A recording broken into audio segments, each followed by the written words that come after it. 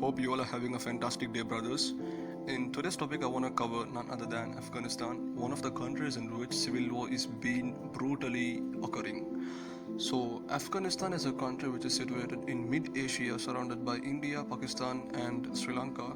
So, it is a country in which the Taliban rulers are starting to capture parts and parts of Afghanistan, totally covering Afghanistan with the Taliban rule. It's a different monarchy, it's a different governmental rule. So, what I'm going to talk about is what's happening recently in Afghanistan as of today, 19th of August 2021. Afghanistan has been totally massacred, it's been insane for the past few months.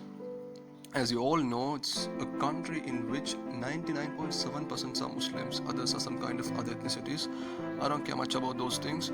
And nearly 3 months after President Joe Biden announced US troops would begin withdrawing from Afghanistan.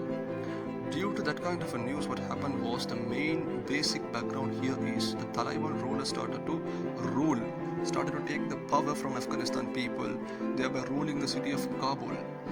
That happened. Ultimately, it led up the Taliban rulers to take power, which made them kind of powerful and it made them brutally insane. Since May, the local government had it's kind of abandoned more than 200 out of 400 districts in Afghanistan, leaving many of them to fall in Taliban control. So Taliban fighters in remote villages and outposts have used misinformation campaigns and fear mongering to scare away local residents and intimidate Afghan governments of officials.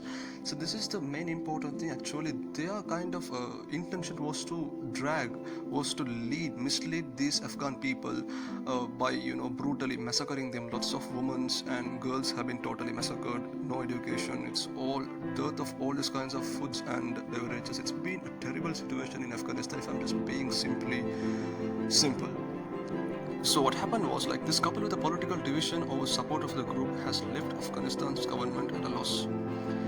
Simply, if I could say one more thing, you can see these images here and there, which have been the terrible situations faced by Afghan nations and citizens. So first is first, let's pray for those brothers, sisters, and all those people who are having a hard time, because we don't know who will face different kinds of situations and different kinds of remedies and some kind of acquisitions at any time. The first and foremost thing, as I was saying, let's pray for them. Let's give our best in praying for them to have a healing, one kind of a new restructure of government, which Taliban rule would be completely been decentralized.